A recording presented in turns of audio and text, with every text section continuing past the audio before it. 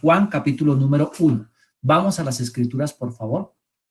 Juan capítulo número 1. Y vamos a dar lectura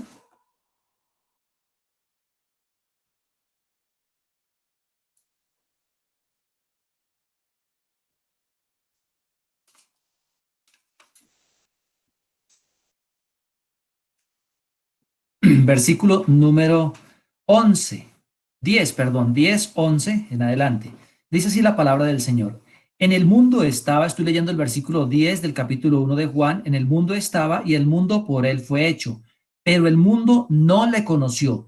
A lo suyo vino y los suyos no le recibieron, mas a todos los que le recibieron, a los que creen en su nombre, les dio potestad de ser hechos hijos de Dios, los cuales no son engendrados de sangre, ni de voluntad de carne, sino de carne, ni de voluntad de varón, sino de Dios. Padre, en esta mañana estamos delante de tu presencia, agradecidos contigo porque nos das el privilegio de encontrarnos por este medio para meditar, escuchar, aprender de tu palabra. Permite que lo que hagamos en este momento sea de tu agrado. En segundo lugar, sea con la dirección de tu Espíritu Santo. Ilumínanos, Padre, para que podamos comprender esas verdades maravillosas y por sobre todo vivirlas, que se encarnen en nosotros y que sea nuestro diario vivir, glorificando así tu santo nombre. Permite, Señor, que cada persona, cada oyente pueda, oh Dios, estar atento desde el más pequeño hasta el más grande. Y de mi parte, Señor, ruego para que tomes mi vida y me ayudes, Señor, a exponer tu palabra con precisión. En Cristo Jesús damos muchas gracias. Amén y amén. Bien, mis hermanos, voy a compartir pantalla. Vamos a ver si podemos por acá compartir pantalla.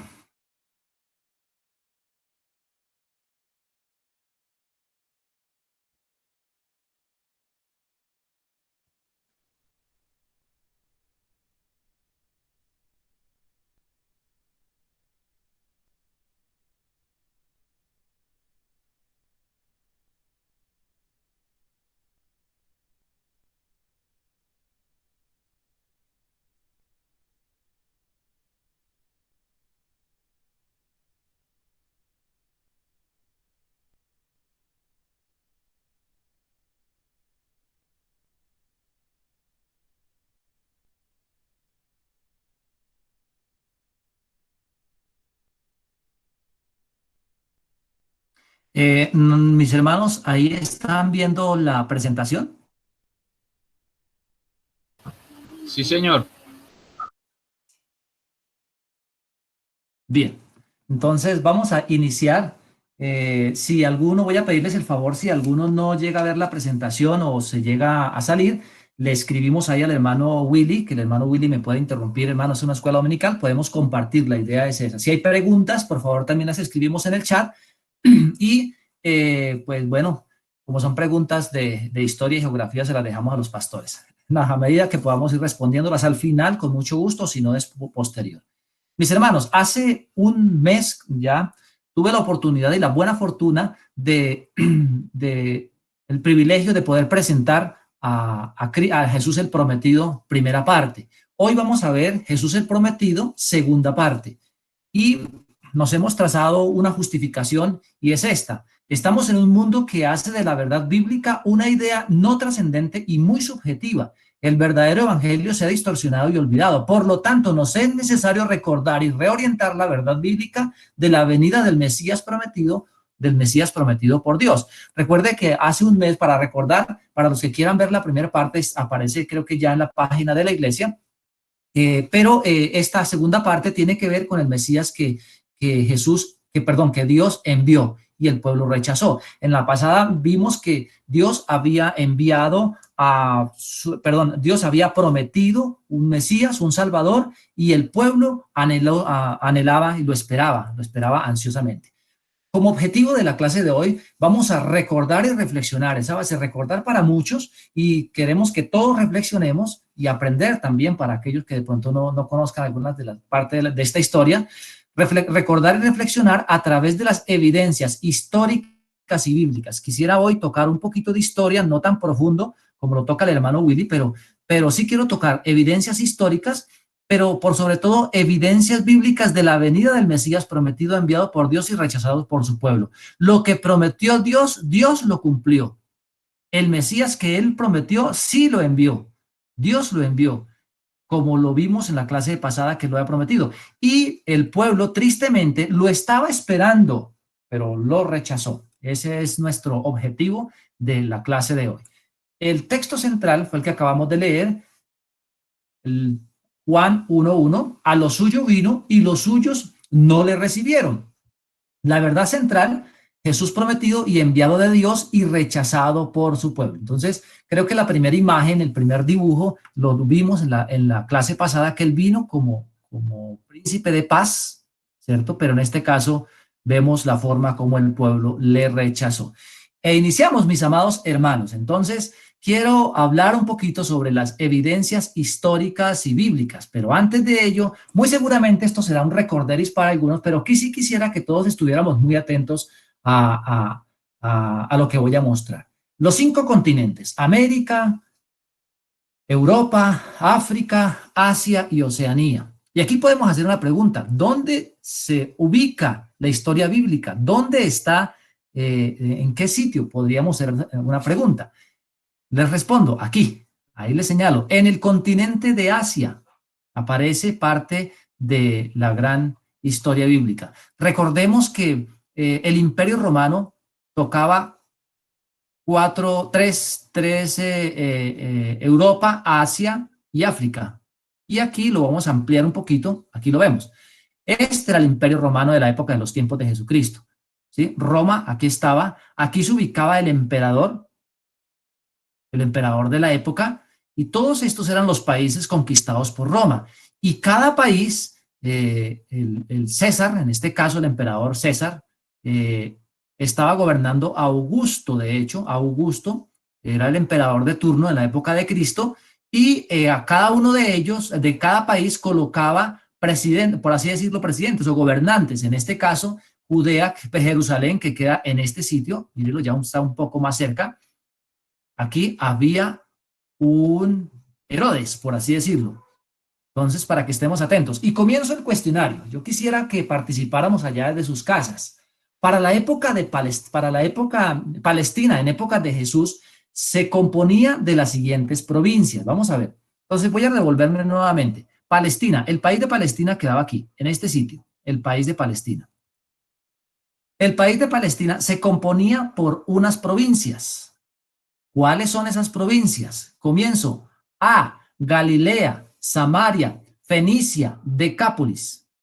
B, Capernaum, Nazaret, Belén, Jerusalén. C, Judea, Decápolis, Galilea, Fenicia.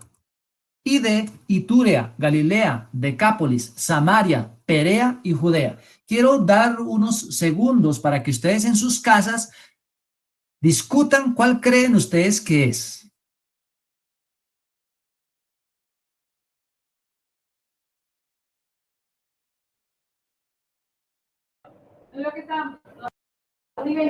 Muy bien. Es la número B.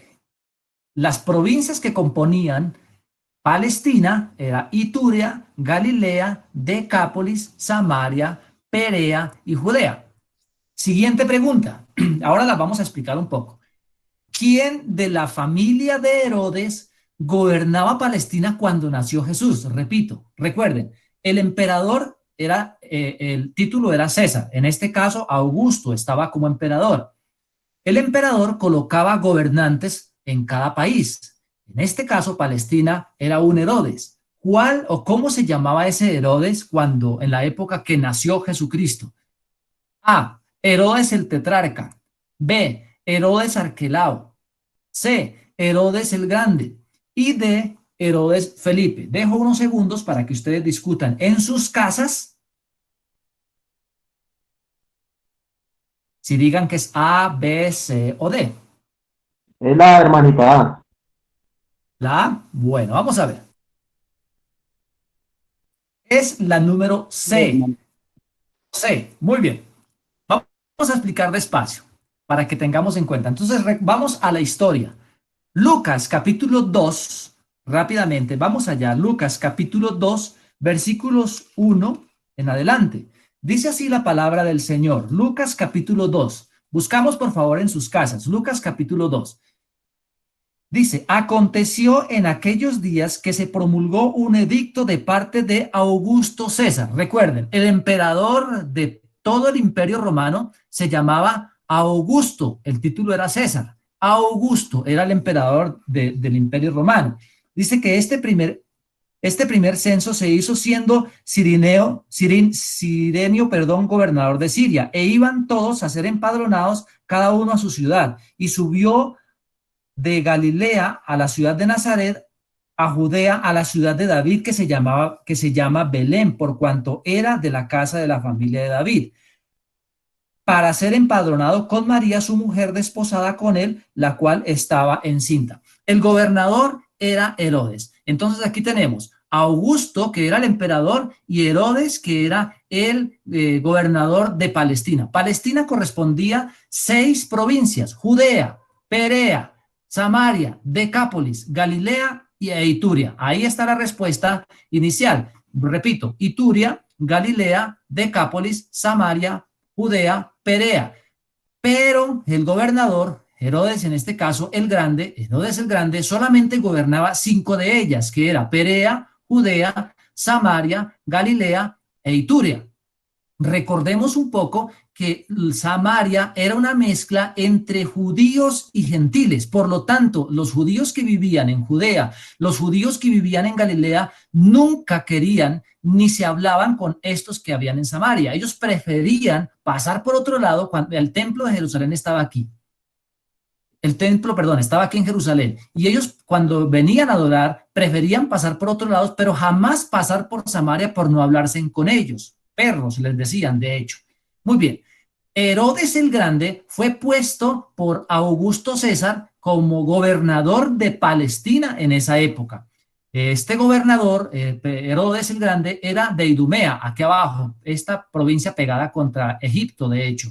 Era de Idumea, no hacía parte de Palestina. Por lo tanto, él no era judío. Y los judíos no lo querían para nada, absolutamente no lo querían. Él, por ganarse el favor del pueblo, yo voy a resumir porque esta historia es bastante larguita, voy a estar resumiendo, no voy a leer muchos textos porque quiero ir aterrizando, ir cayendo como en la nota final, que tiene que ver con el objetivo.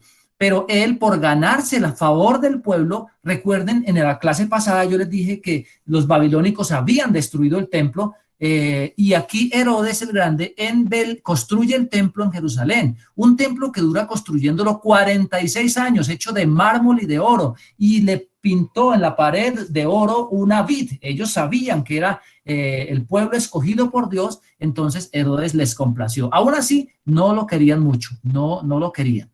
Entonces, encontramos aquí varias cosas. Primero, el censo. Augusto César, que está en Roma, muy seguramente ni conocía a Jesús, ni conocía la promesa, muy seguramente nada, pero aquí vemos cómo Dios va encaminando su promesa.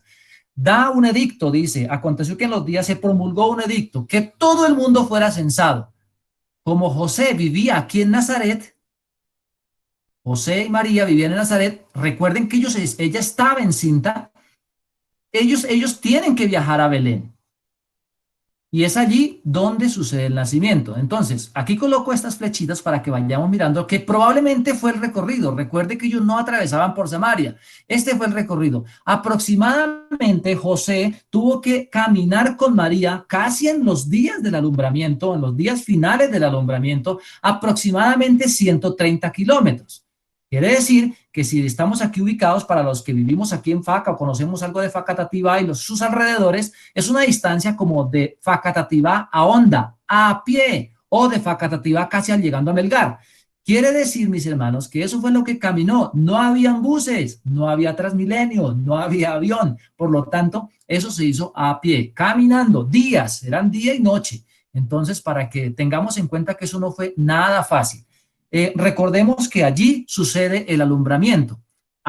Llegan a Belén, como todo esto estaba muy lleno, ahí es donde llegan a un pesebre. Me gusta aclarar por qué razón. Bueno, yo me muevo un poco en este medio. Pesebre es un sitio donde se se quedan los caballos y camellos. No es diferente a establo. Establo es ganado. Muy seguramente todos los viajeros que llegaban, pues tenían que darle comida a sus caballos, sus burros, sus camellos. Y aquí precisamente es donde nace Jesús. Y ahí es donde llegan los pastores. Quiero aclarar eso muy bien porque ya vamos a ver otra cosa. Ahí es donde llegan los pastores a adorar al niño. Muy bien. Lucas, vamos a Lucas, capítulo 2, versículos 21. A las escrituras. Voy hablando rápido la historia.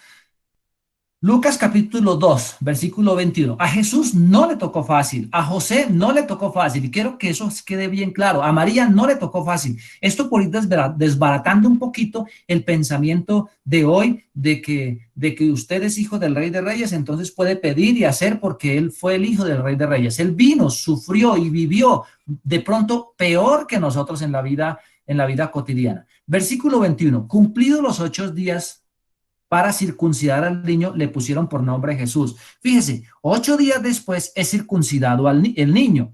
Versículo número 22 dice, y cuando se cumplieron los días de la purificación, ellos conforme a la ley de Moisés le trajeron a Jerusalén para presentar al Señor, para presentarle al Señor. En Belén lo llevan a Jerusalén 40 días después, como era la costumbre. Todo niño que nacía, si era varón, a los 40 días le presentaban. Si era niña, creo que el hermano Willy ya nos explicó, son 80 días. Pero en este caso, fíjese, y aquí es donde llegan unos magos del Oriente o astrólogos del Oriente. Coloqué estos signos acá, los puntos cardinales para poder explicar un poco esto. Oriente, Occidente, Norte y Sur. Vamos a repasar. Palestina estaba dividido por el mar de Galilea, el río Jordán. Este que se ve aquí es el río Jordán. A la parte derecha nuestra encontramos el oriente, y en el oriente está Perea, Decápolis y Turia. Y los magos venían del oriente, muy seguramente venían de Babilonia. Llegaron a Jerusalén preguntando por el niño que era el Mesías, el niño, el rey que había nacido, que ellos sí sabían de la tradición y sabían de la profecía. Herodes, celoso, que ya era viejo, celoso porque de pronto le iban a quitar su trono, claro, se asombra y quiere tomar una decisión trascendental. Y adivina qué fue, manda matar a todos los niños. Los magos del Oriente se dan cuenta, entonces vienen, entregan los presentes en Belén, a donde estaba el niño, entregan los presentes, oro, incienso, mirra, eran cosas muy valiosas de la época, y lean la historia un poco, ahí está, aparece en los evangelios. Ellos se van, pero no le cuentan a Herodes, y proceden entonces a salir por orden del versículo 20, perdón, ya vamos a ver el versículo, escúcheme. Ellos se van para Egipto, Dios, a través de un ángel, les dice que tienen que huir porque tienen que salvar al niño. Es importante que lo tengamos en cuenta. Muy bien, vamos a ir respondiendo. Continuamos.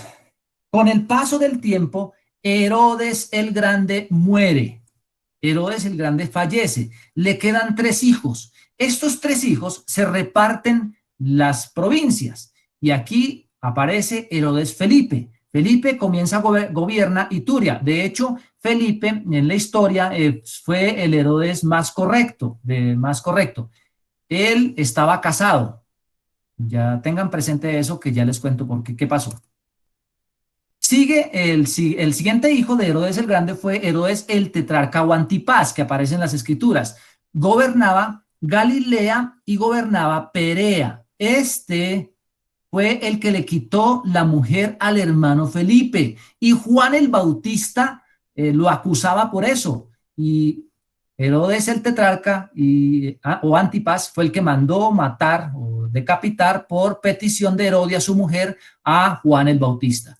Y Arquelao, que tampoco era tan bueno, fue el que mató más de 3,000 judíos en el templo, gobernaba Samaria y Judea. Este Arquelao fue más odiado por el pueblo judío.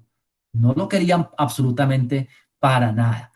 Vamos a Mateo, capítulo número 2. Mateo, capítulo número 2. Pero estemos muy atentos a esta historia. Mateo capítulo número 2, versículo 13. El Jesús prometido, rechazado por su pueblo. Ese es nuestro objetivo en esta mañana. Y aquí vemos este texto que quería mostrarles, es el texto donde el ángel le dice que huyan a Egipto. Dice, después que partieron ellos, he aquí un ángel del Señor apareció en sueños a José y le dijo, levántate y toma al niño y a su madre y huye a Egipto y permanece allá hasta que yo te diga, porque acontecerá que Herodes buscará al niño para matarlo. Herodes el Grande, antes de morir, le dijo que... el ángel le dice que se vayan de ahí y se vayan para Egipto. Versículo, saltemos al 19. 19, por favor. Pero después de muerto Herodes, el grande, Herodes, he aquí un ángel del Señor le apareció en sueños a José en Egipto, diciéndole, levántate, toma al niño y a su madre y vete a tierra de Israel, porque han muerto los que procuraban la muerte del niño. Entonces él se levantó y tomó al niño y a su madre y vino a tierra de Israel. Pero oyendo que Arquelao reinaba en Judea en lugar de Herodes su padre, tuvo temor de ir allá, pero avisado por revelación en sueños, se fue a la región de Galilea y vino y habitó en la ciudad que se llama Nazaret, para que se cumpliese lo que fue dicho por los profetas que había de ser llamado Nazareno. Mire, aquí resulta, este es el recorrido. Ellos vienen de Egipto, querían quedarse en su tierra natal. La razón por la cual no se quedan en su tierra natal es porque Arquelao estaba gobernando, un mal gobernador, peligroso de hecho, y deciden, según el texto, ir a la tierra de Nazaret. Por eso Jesucristo creció en Nazaret, 30 años viviendo, ejerciendo de hecho la profesión de su padre también. Aunque no se habla nada de José, muy seguramente él, pues, falleció, bueno, no, aunque la Biblia no lo registra. Bueno, no es mi tema en el día de hoy, pero ahí es donde él se levanta. Toda su infancia, hasta los 30 años, antes de comenzar su ministerio, fue en Nazaret. Muy bien, y comenzamos. Vamos a Lucas capítulo 3. Entonces, voy a recordar un poquito. Entonces, Arquelao gobernaba, pero resulta que en Lucas, vamos a Lucas, por favor, capítulo 3. Lucas, capítulo 3.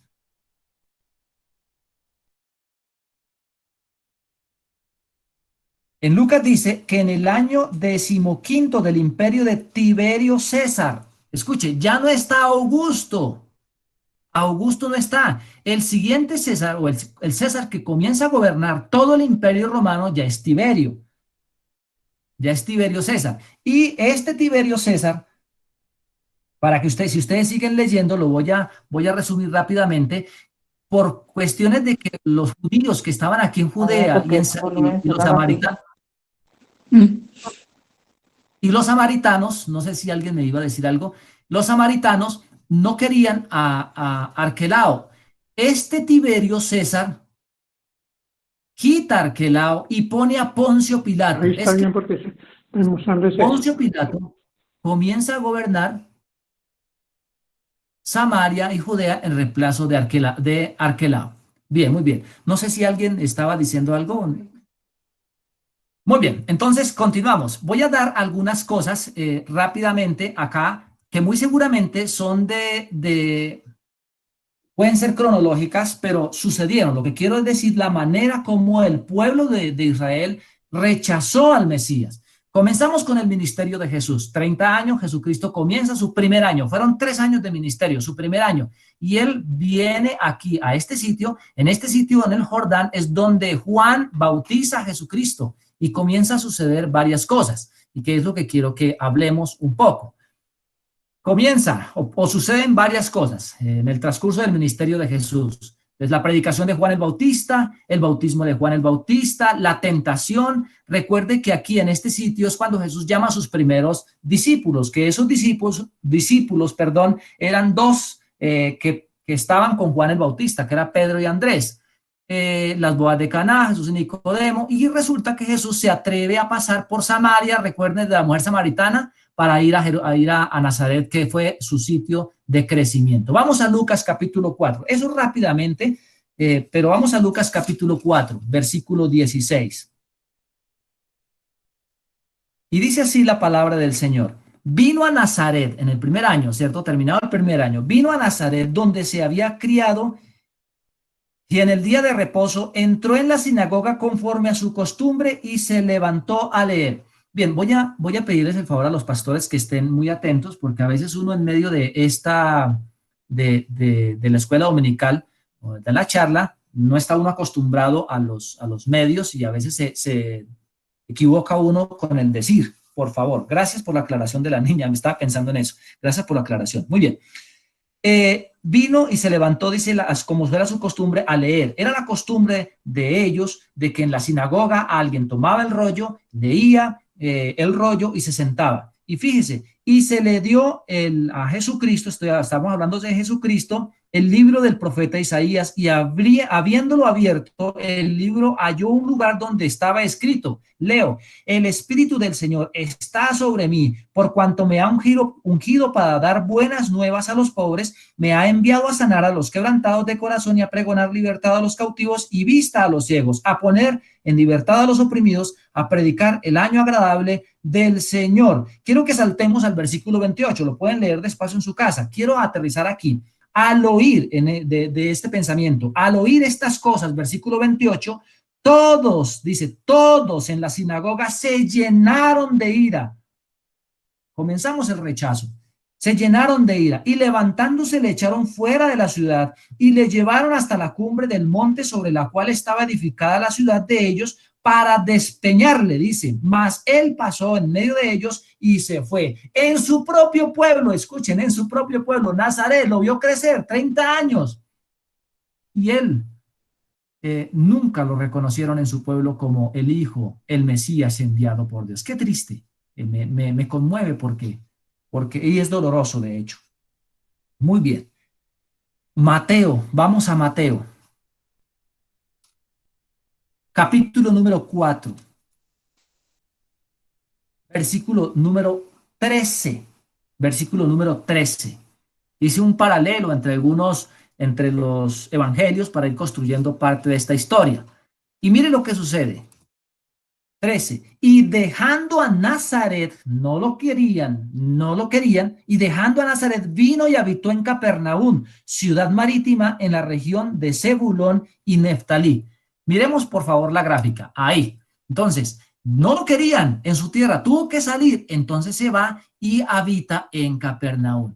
Y aquí comienza el segundo año precioso del Señor. Precioso, digo precioso porque en este año, bueno, y en el transcurso del anterior, elige el resto de sus discípulos, es el sermón del monte, nos enseña cómo debemos vivir ya aquí en la tierra como iglesia. Jesús calma la tempestad de los endemoniados gadarenos, y aquí suceden muchos de los milagros, la gran mayoría de los milagros, que si se escribieran, ahora vamos a ver el libro de Juan, cómo lo narra, que si se escribieran en todos los libros de la tierra, nunca cabrían. Este es el mar de Galilea. Cuando él dice que subía la barca, era aquí, en este sitio. Él, para descansar de la multitud que le seguía, en esta orilla, él a veces pasaba a Decápolis. ¿Se acuerdan de Gadara?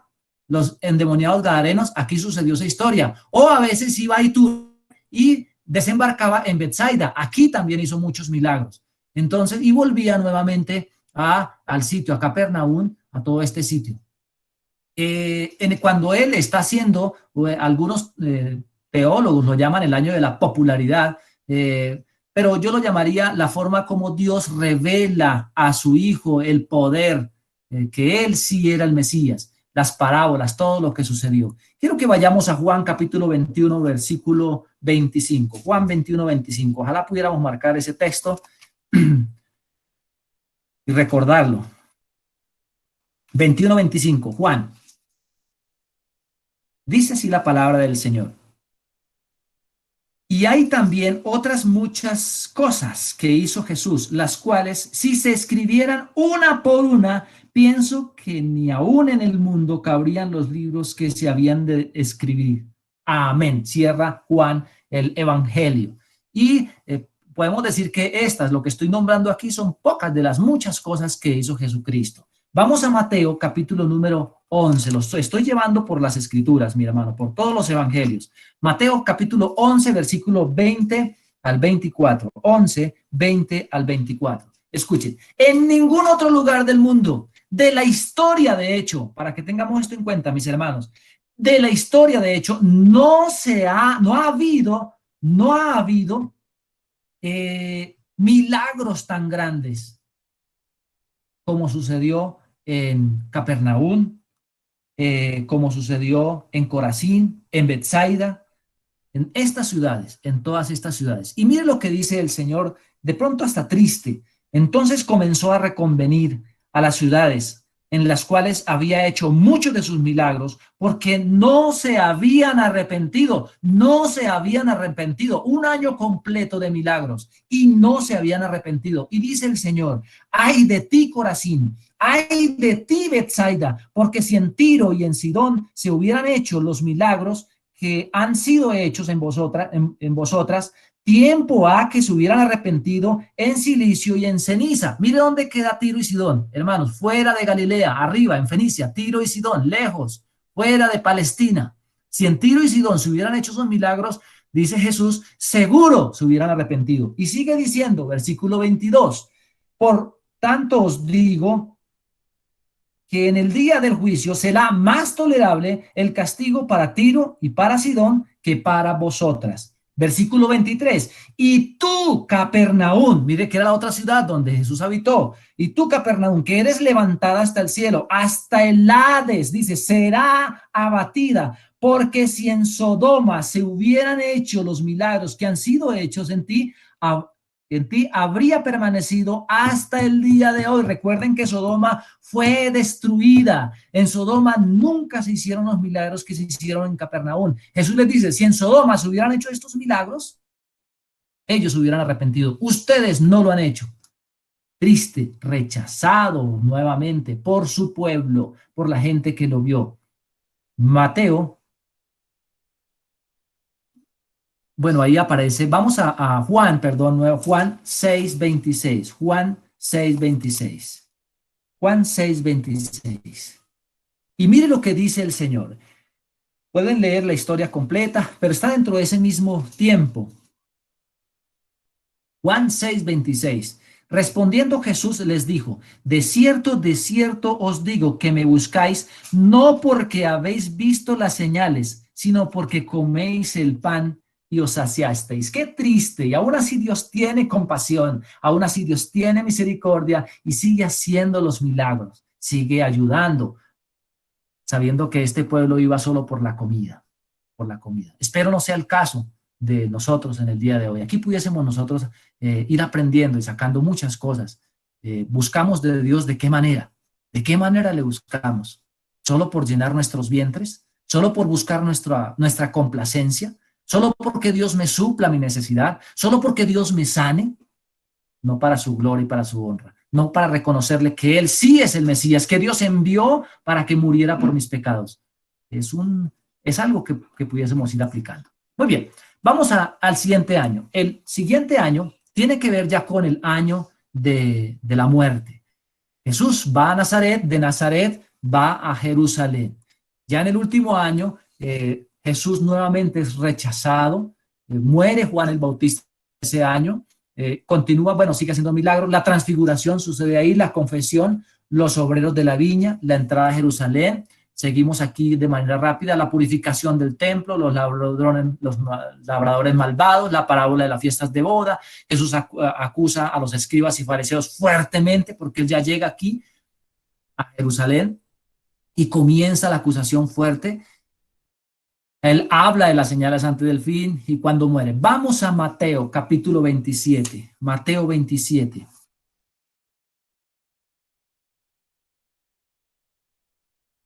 Versículos 22 y 23. Mateo capítulo 27, 22 y 23. En el último año, como en los anteriores, también fue el rechazo final Dice el versículo 22. Pilato, recuerdan que ya no estaba Arquelao, Pilato, estaba Poncio Pilato. Pilato les dijo, ¿qué pues haré de Jesús llamado el Cristo? Sucede en el contexto que ya lo tienen preso a Jesucristo, listo para la crucifixión, pero miren lo que sucede allí.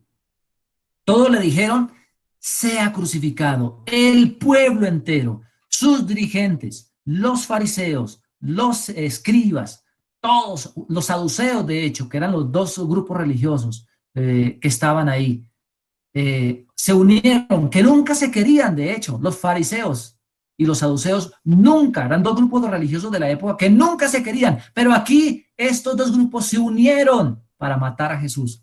Saltemos al versículo número 30.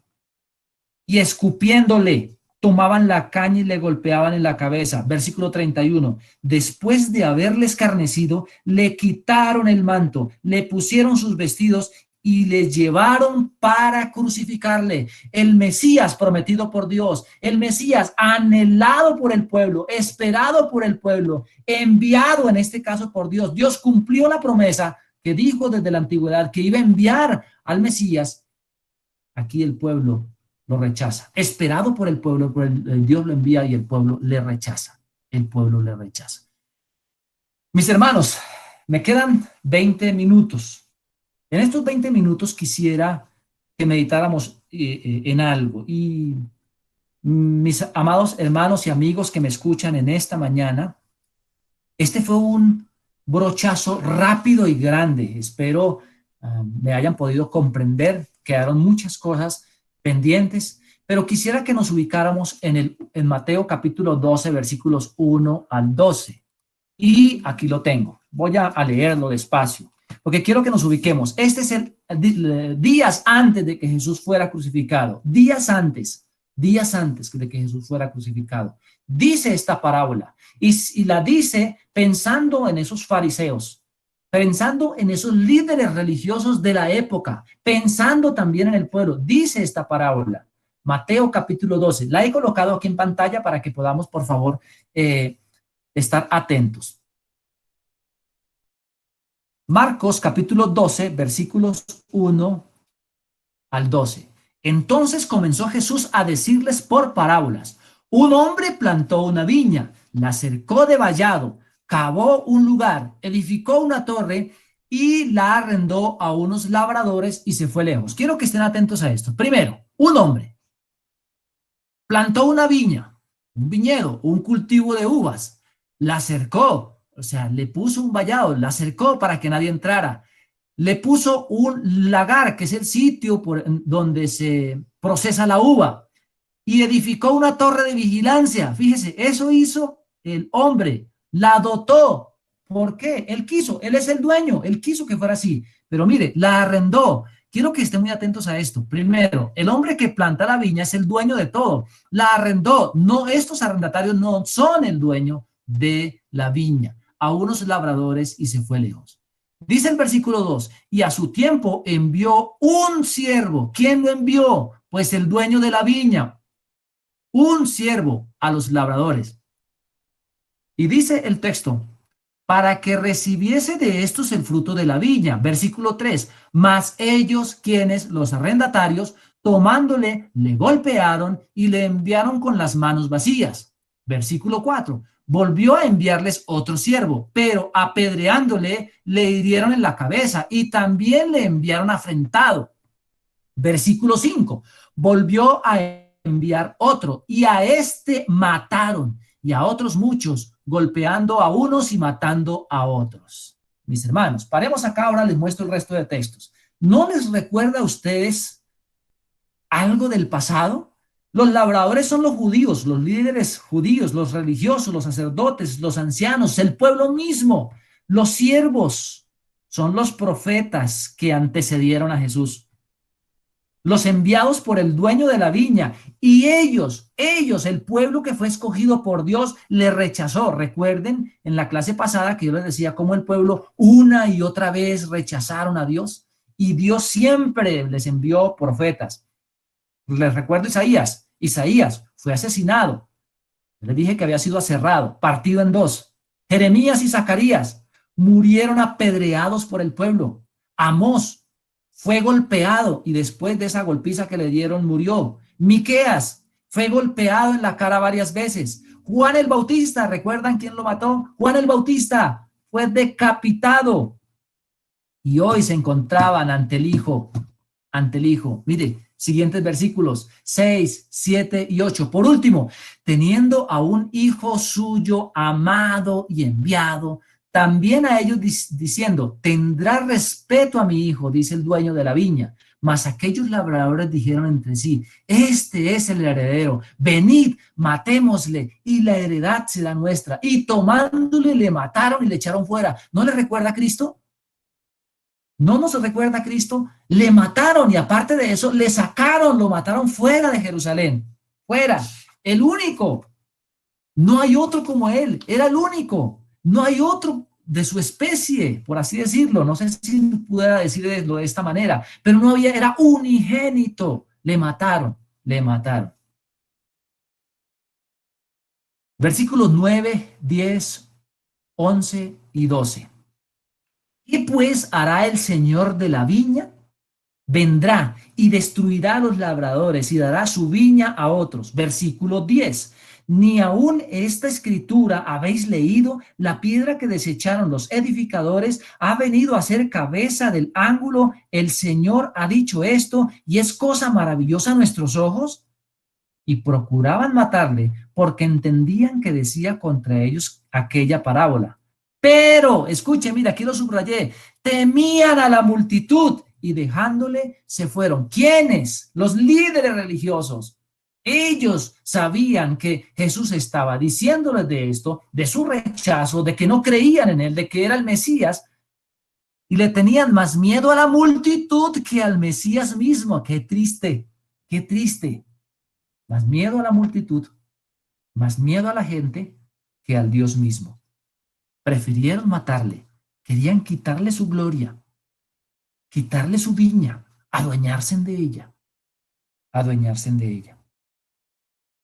En Mateo capítulo 23, versículo 37, le voy a leer. Dice así, Jesús diciendo, mirando el templo, Jerusalén, Jerusalén, que matas a los profetas y apedreas a los que te son enviados. ¿Cuántas veces quise juntar a tus hijos como gallina junta a sus polluelos debajo de las alas? Y no quisiste.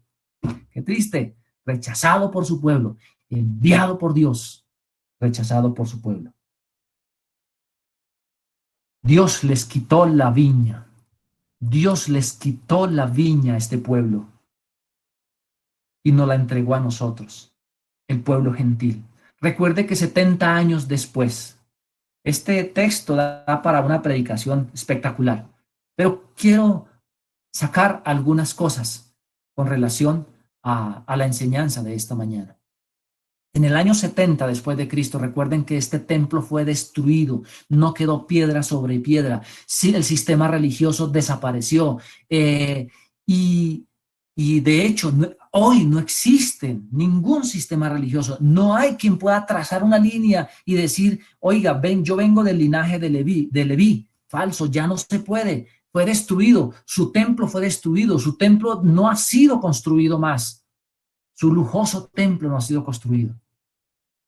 No existen fariseos, no existe una línea pura judía siquiera para decir que viene con una descendencia pura de los levitas.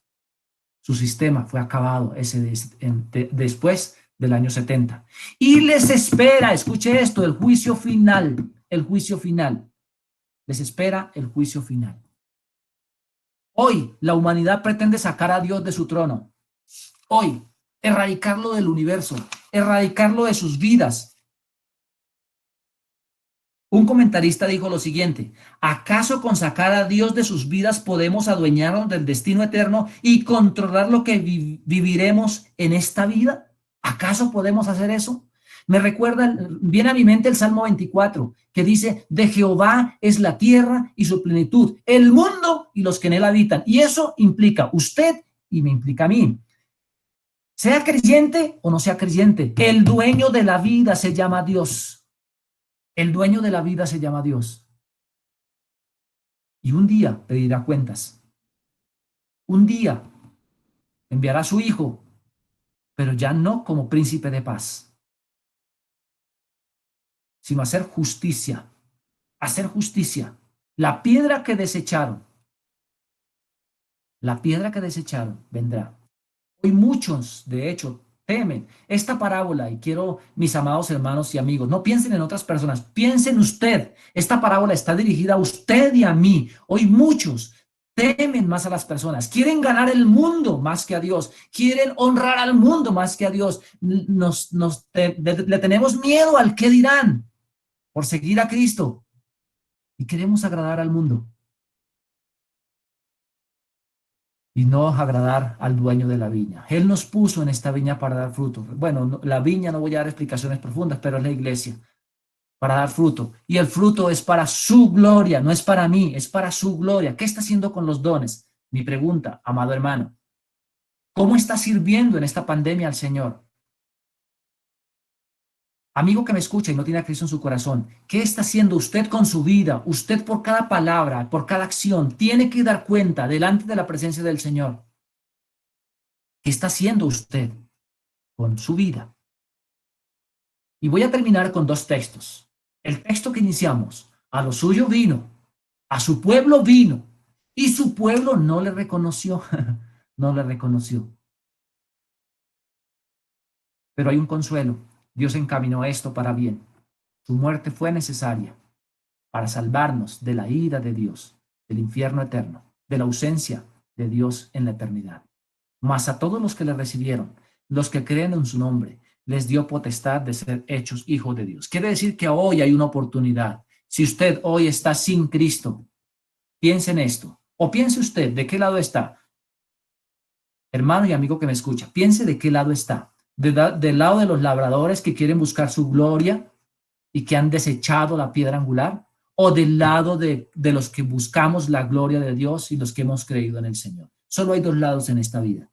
Del lado de los que hemos creído que el Mesías sí vino, o del lado de aquellos que viven su propia gloria. Recuerden, Dios dio dones a todos los hombres. ¿Qué está haciendo con el don que Dios le dio? ¿Viviendo para su gloria, para su honra? ¿O lo está poniendo a disposición y a los pies de Cristo? Mire este versículo, Lucas capítulo 20, versículos 17 y 18, termina la parábola que les acabé de leer con estos dos textos. Y los quise ensamblar aquí porque quiero llevarlos a la reflexión. Pero él, Jesucristo, mirándolo le dijo, ¿qué pues es lo que está escrito? La piedra que desecharon los edificadores ha venido a ser cabeza del ángulo. Versículo 18. Todo el que cayere sobre aquella piedra, dice, será quebrantado, mas sobre quien ella cayere será desmenuzado. Hay dos momentos en la vida. Hoy es el día de ser quebrantado, de que mi orgullo sea quebrantado, de que mi gloria sea quebrantado, de morir al yo y de creer que Cristo sí vino y que Él puede vivir en mí cuando yo me acerco a Él en arrepentimiento, o seguir viviendo mi vida a las anchas, seguir viviendo mi vida como se me dé la gana, perdón la expresión, seguir viviendo mi vida como yo quiera, como a mí me plazca, pero un día, escúcheme esto, vendrá el Señor, el dueño de la viña, y usted y yo doblaremos las rodillas a las buenas o a las malas. Yo prefiero hacerlo ahora y no tener que al final ser desmenuzado por la piedra. Prefiero ser quebrantado ahora. Quiero invitarle hoy. Usted medite y crea de qué parte está. ¿Cree usted que el Mesías que prometió Dios sí vino? ¿Es el Mesías el dueño de su vida? ¿Él es el que se lleva la gloria de lo que usted hace? ¿O usted está esperando ser desmenuzado? ¿O usted está agradándose a usted mismo, a la humanidad, al mundo? ¿Estar bien con la gente? No llevarle la contraria a la gente, vivir lo que vive la gente, pero un día vendrá el Redentor. Pero no vendrá como príncipe de paz, vendrá como juez. ¿En qué lado estará usted? ¿En la derecha o en la izquierda? Amada iglesia, quiero cerrar esta mañana diciéndole qué está haciendo con sus dones. Dios le plació crear una iglesia para que le adore a Él. La gloria y la honra se la dé a Él. ¿Cómo estamos sirviendo al Señor? ¿Cómo estamos sirviendo al Señor? Inclinemos el rostro, por favor, y oremos que Jesús fue rechazado por su pueblo. ¿Qué va a hacer hoy usted? ¿Va a ser rechazado? ¿Qué va a hacer hoy con lo que escuchó? Hoy, día tras día, Dios sigue enviando predicadores y maestros. ¿Los va a apedrear? ¿Los va a sacar de su vida? ¿Le va a resbalar lo que la palabra del Señor, lo que estamos diciendo? ¿O la va a tomar? Y va a dar un paso al frente. Y va a decir, Señor, aquí está mi vida, en arrepentimiento, diciendo, gracias por Cristo. Si eso es así, la gloria sea al Señor. Oremos. Padre, te damos muchas gracias en esta mañana por la oportunidad que nos das de escuchar tu palabra. Gracias por este mensaje, por esta escuela dominical que nos permite y nos hace reflexionar, oh Dios, de que un día enviaste a tu Hijo y muchos lo rechazaron. Permite que ahora nosotros aceptemos tu palabra con humildad para que nuestro corazón sea quebrantado y poder, Señor, el día en que venga tu Hijo, levantar la cabeza con orgullo y decir, lo estábamos esperando. También ruego por aquellas personas que hoy me han escuchado tu palabra. Permite que esta palabra caiga en buena tierra y dé fruto para tu gloria y para tu honra. Damos gracias en Cristo Jesús. Amén y amén. Dios les bendiga, mis amados hermanos.